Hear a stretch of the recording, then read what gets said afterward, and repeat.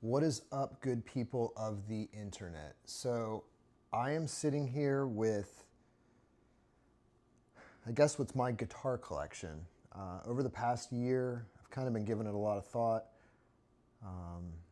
kind of taking inventory. I'm on the backside of a divorce and, moving into a smaller space this year, just kind of spending more time with my stuff, kind of seeing what I want to keep, what I want to let go.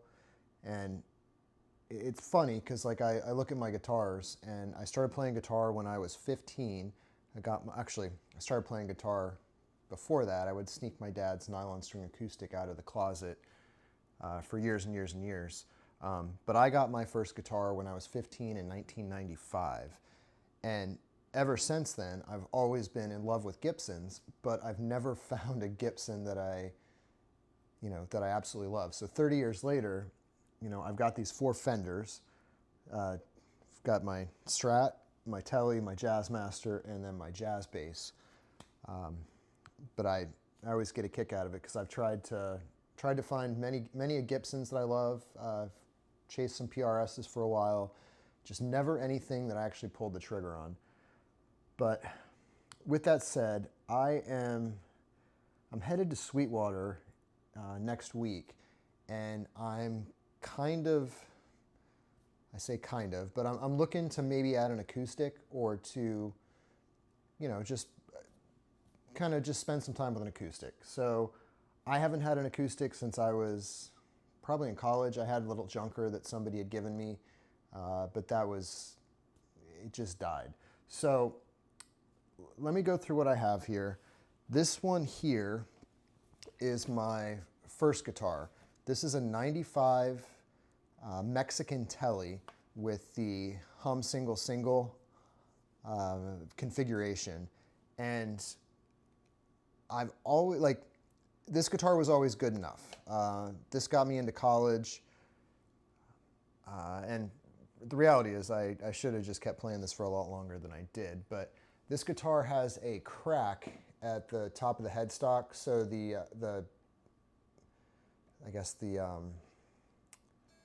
high E string, it doesn't really stay in tune. The tuner wiggles and whatnot, but I jammed a screw in there to try to piece it together with some glue at some point. That didn't really work. But yeah, so this guitar, this got me through the high school talent shows and all that.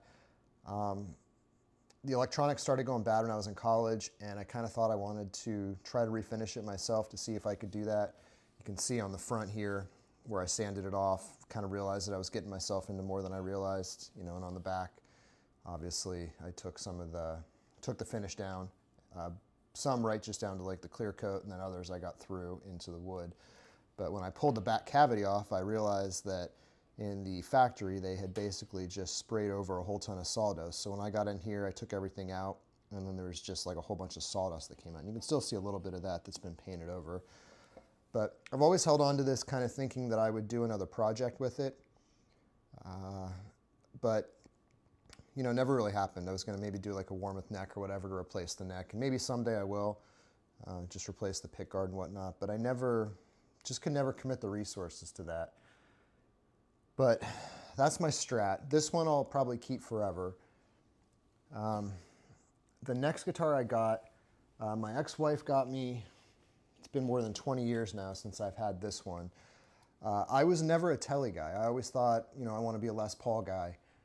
But like I said, never found a Gibson that I really fell in love with. And this one, whatever the case is, it's a US made. I think it's the Highway 1, a US made guitar, and then they sprayed them down in Mexico. But I love this guitar. I want to not love it. I want something else, but reality being what it is, the neck feels good. This thing sounds good. It's great. For this one, let me see. I got the strap that I have. I picked up down in Nashville early in my career. I went to one of the guitar stores down there. I had dreams of buying an acoustic guitar in Nashville, 20 years ago. And just the reality of the finances on that never actually materialized. So instead of buying a guitar, I bought this strap, which I've had probably at least 15 years. But strap buttons are just the little rubber Fender strap buttons. little Robot Man sticker on the back of the headstock here. At one point I had this all loaded up with stickers in the back, and then kind of realized that, you know, it's not really where I want to start pounding stickers on there. But with this finish is whatever, the sprayed on, I don't know if it's nitrocellulose or whatever, I'm not a finish guy, but anyway, it's worn down over the years, kind of in the area where my arm would hang over, or in the back here where the belt buckle rubs, which I guess is pretty standard for an instrument that I genuinely played. This is not a case queen. This thing has been years and years and years of almost every day just kind of messing around with it. But I did take the strap button, the toggle button from my Strat. At some point the little bumpy telly one fell off, and I just figured that I would carry this over from the Strat. So this has the Strat little plastic tip on it. So yeah, obviously there's like an emotional piece of this. Like obviously my ex-spouse gave me this. You know, I don't want to throw the guitar out, but I don't know. I will probably keep this one until, I guess, until the day I die. So that's my telly. Next one is my Jazzmaster.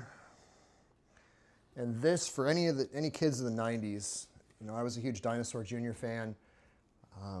I know Sonic Youth had some impact on me. I was never a huge fan of their music, but the aesthetic of the Jazzmaster, or even like Gavin Rossdale back in the 90s, where they used to where he routed out the original Jazzmaster pickups for humbuckers.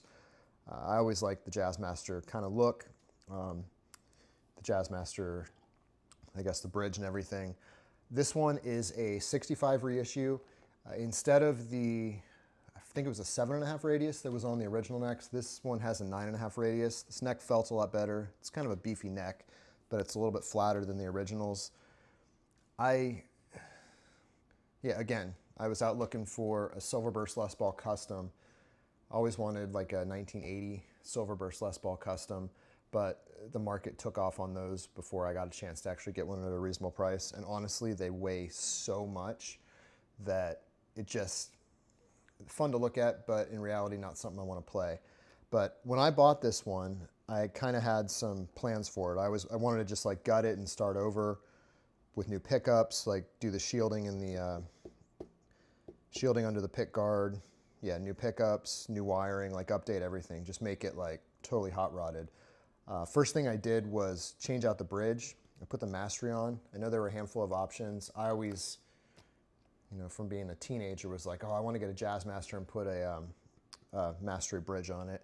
I did that. I put the string route, or I'm sure this has this particular name up top, but this is from Mastery as well to match. I was going to do the like the whole whammy bar area and whatnot, but the one that's in here is fine. I never got around to doing the electronics. I've tried a bunch of stuff, and I'm trying to decide what I'm going to do, because I'm obviously not going to buy another electric guitar. I want to get a really nice acoustic, because I don't need another electric guitar, at least not at this point. Maybe the perfect Gibson will come across my path, and I'll have to wrestle with that decision. But I've been debating whether I sell this one or whether I keep it, and I think I'm going to keep it, and then maybe take on the project, or finish the project that I started and change everything out. Well, I'm at Sweetwater next week. I will,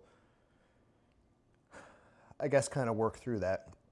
Currently, this one has flat wound 13s on it. I believe these are nickel. It's the first time I ever put flat wounds on a guitar. I really like it.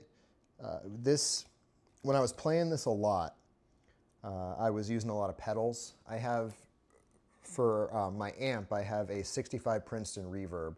And for the longest time, I was a Marshall guy, but I was all about just, straight into the amp, like AC/DC style. And then I went through a phase of like, oh, I want to, start exploring pedals. So that's when I got the Princeton reverb, which I do like, but I wish it were dual channel and had its own kind of grit to it. But yeah, so this one I played a lot when I had pedals. During COVID, I basically sold most of my pedals because you endlessly chase pedal tone or just like the new different sounds, and that really wasn't, it's not what I'm into at the end of the day. But I want to do the pickups on this. I'm looking at the EMG, the preloaded EMG pick guard for the Jazzmaster. That one's kind of appealing, maybe like one of the noiseless ones. I don't know what I'm going to do, but I think all the time about selling this one. But I think for now I'm going to keep it. And then my bass, I picked this up from Chicago Music Exchange, I think around 2016, 2017. The first set of music lessons I took were bass lessons back when I was a kid, back in like 94, 95-ish, maybe 93, 94-ish, when I thought that I wanted to play bass. This guitar doesn't want to stand up. But anyways, this one's been fun to play. I really like the Jazzmaster. I like the contour body on it, really does sit nice. You know, I can't complain about this. The neck, I'm not sure if this is how the neck came originally, because I did buy this used, but the neck has like an unfinished, I guess it's like a satin that's on here. So it's really smooth to play. I just don't love the Jazzmaster kind of pickups.